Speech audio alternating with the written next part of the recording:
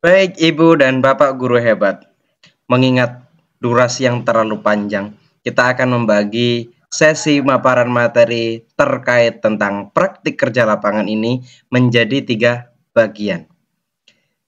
Di bagian pertama kita sudah mendengarkan pemaparan materi dari Pak Rizky Respati terkait strategi implementasi PKL dan lain sebagainya. Oleh karena itu, kita dengarkan dengan sesama pemaparan materi lanjutan dari Bapak Rizky Respati terkait pembekalan atau terkait praktik kerja lapangan. Selamat mendengarkan. We keep running faster and faster. I don't know where we're after, yeah. We keep up with disaster. I'm thinking that they're after. I wanna dance with you till the end of the night. I wanna dance with you for the rest of my life. You know.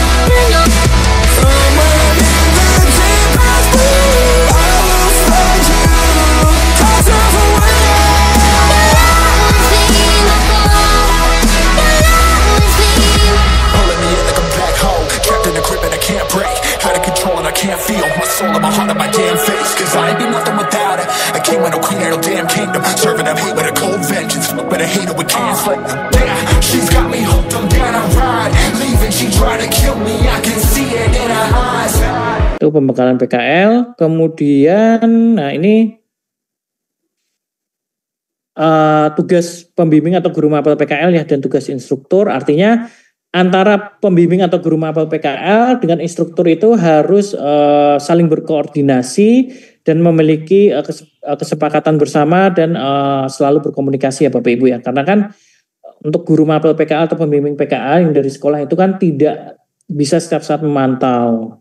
Nah itu bagaimana cara guru mapel PKL di sekolah itu memastikan bahwa peserta didik itu memang benar-benar melakukan pekerjaan di tempat industri itu sesuai dengan koridor yang ada. Seperti itu Bapak Ibu.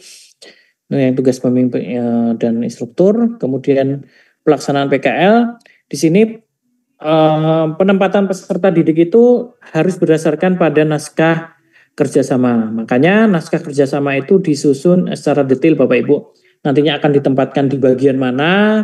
Kemudian misal kalau ada rolling, itu kira-kira rollingnya berapa kali atau misal frekuensi waktunya berapa bulan sekali atau berapa minggu sekali, seperti itu. Itu akan lebih bagus dituangkan di naskah kerjasama. Jadi naskah kerjasama itu menjadi salah satu panduan antara sekolah dengan dunia industri dalam pelaksanaan PKL ini.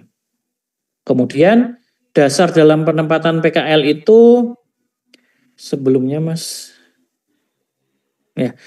Dasar dalam penempatan peserta PKL itu adalah ketersediaan kompetensi ya Bapak Ibu ya. Jadi kita berkomunikasi dengan dunia industri, kompetensi apa sih yang Bapak Ibu dari dunia industri, yang di dunia industri tersebut membutuhkan atau menjadi peluang bagi kami dari sekolah untuk menempatkan peserta didik kami di industri Bapak Ibu.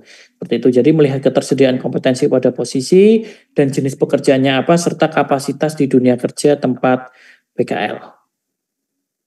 Nah, kemudian pemantauan itu dapat dilakukan daring atau luring. Kemudian pemantauan ini memang harus benar-benar dilakukan secara berkala. Jadi harapannya tidak hanya dilakukan pemantauan PKL itu di awal saat mengantar, kemudian monef di tengah-tengah, kemudian di akhir saat menjemput. Jadi artinya harapannya tidak seperti itu. Harapannya adalah Bapak Ibu benar-benar melakukan pemantauan. Nah, pemantauan ini kan sebenarnya tidak hanya secara luring, tetapi bisa dilakukan secara daring. Nah, nanti Bapak Ibu mungkin bisa menggunakannya melalui fasilitas atau wadah dari jurnal seperti itu kan. Jadi kalau kita melihat jurnal itu kita bisa melihat catatan harian. Kalau kita bicara jurnal kan itu catatan harian Bapak Ibu.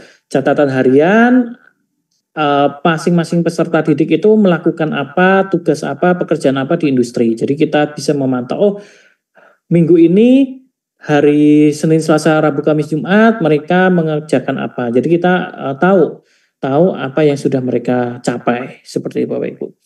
Kemudian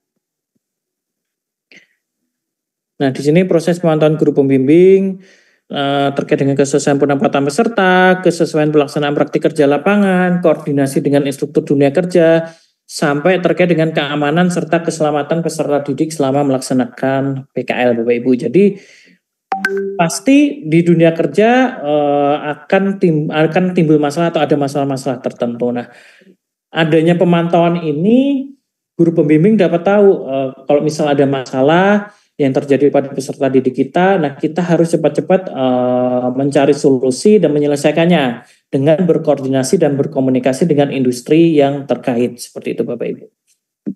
Kemudian, nah di sini terkait dengan asesmen PKL ya, di awal itu penempatan peserta didik, kemudian asesmen proses itu berarti menggunakan lembar observasi yang harus diisi oleh para guru pembimbing. Kemudian asesmen akhir itu bisa dilakukan asesmen oleh instruktur di dunia kerja, kemudian dilakukan penyusunan laporan PKL sampai presentasi laporan PKL-nya. Nah, jangan lupa dalam melakukan asesmen PKL itu disesuaikan dengan TP ya, Bapak Ibu ya. Jadi artinya kita ini kan bicara PKL sebagai mapel Bapak Ibu. Jadi antara perencanaan, pelaksanaan, dan asesmen itu harus sinkron Bapak Ibu. Jadi asesmen yang dilakukan oleh industri dan oleh sekolah itu harus sesuai dengan tujuan pembelajaran yang sudah ditetapkan Bapak Ibu. Seperti itu. Kemudian ini penilaian PKL ya, tadi sudah. Oke, kemudian nah penjaminan mutu PKL ini harapannya penjaminan mutu PKL tidak hanya dilakukan oleh guru pembimbing, tetapi juga dilakukan oleh manajemen sekolah dan dilakukan oleh dinas pendidikan setempat, Bapak Ibu.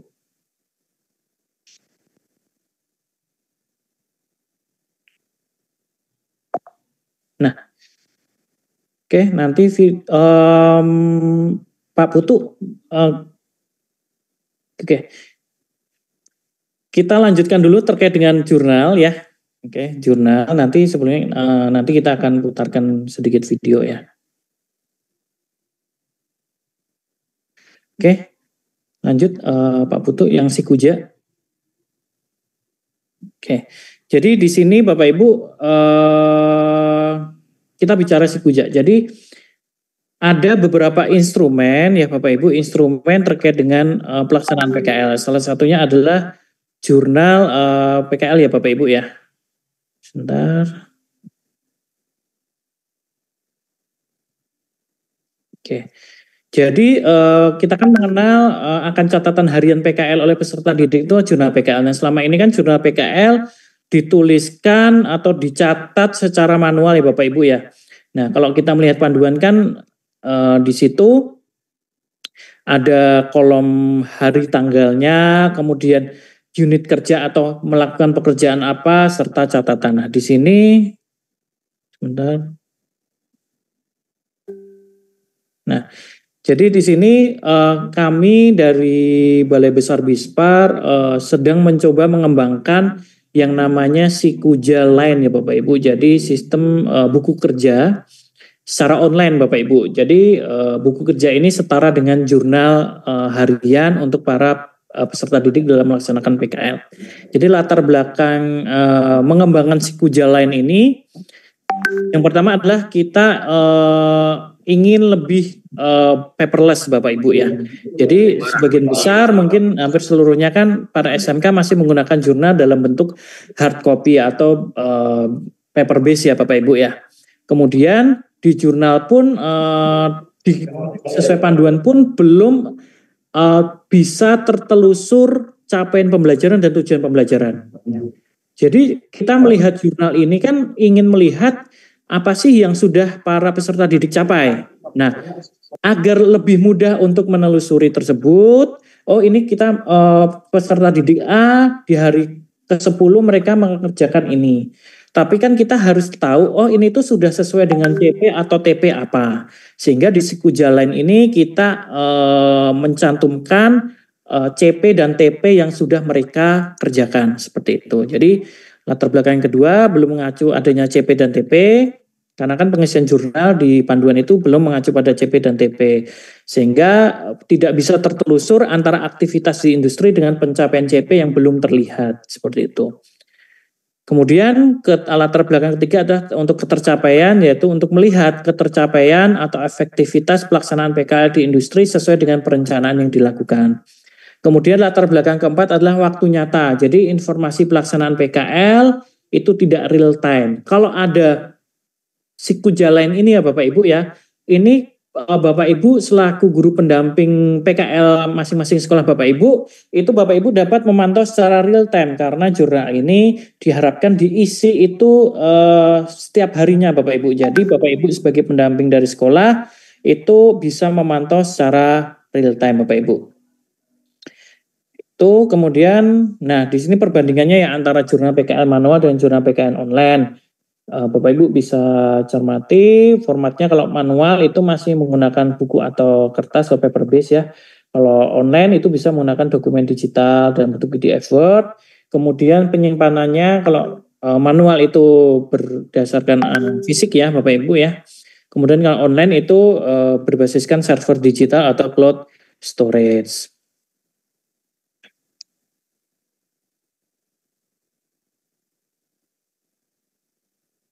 Kemudian sebelumnya Pak Putu masih. Nah, untuk akses, untuk manual itu terbatas pada lokasi penyimpanan fisik, kemudian kalau online dapat diakses dari mana saja. Jadi artinya Bapak Ibu intinya perbandingan antara jurnal PKL manual dan online ini, kalau manual itu tidak mengacu pada CP dan TP karena belum ada kolom untuk penulisan CP dan TP yang sudah mereka capai. Tapi kalau online ini sifatnya real time, bisa terupdate setiap hari, bisa terlihat setiap hari, dan mengacu pada CP dan TP yang sudah mereka capai. Seperti itu Bapak Ibu. Selanjutnya, nah di sini dalam Sikuja lain ya, jadi di sini aplikasi yang dapat digunakan untuk melakukan pencatatan, assessment, monitoring, evaluasi, pelaporan sampai terkait dengan pengaduan pelaksanaan praktik kerja lapangan secara real time ya Bapak Ibu ya. Ini yang Sikuja lain. Kemudian, nah dalam Sikuja lain ini ada 4 user ya atau 4 peran, 4 role pengguna. Dari siswa sendiri, siswa di sini bisa melakukan presensi harian dengan menggunakan rekam wajah dan GPS, kemudian mengisi buku kerja harian, kemudian unggah laporan akhir PKL, kemudian melihat hasil monitoring pembimbing, melihat hasil asesmen dan melakukan pengaduan. Kemudian pembimbing industri itu melihat data siswa bimbingan, mereka presensi, monitoring buku kerja harian, rekap buku kerja dan asesmen siswa. Dan juga pembimbing sekolah itu dapat real time melihat, memonitor mereka ya setiap harinya. Kemudian kepala sekolah itu juga dapat melihat laporan rekap presensi magang, rekap monitoring pembimbing, rekap asesmen sampai laporan pengaduan siswa.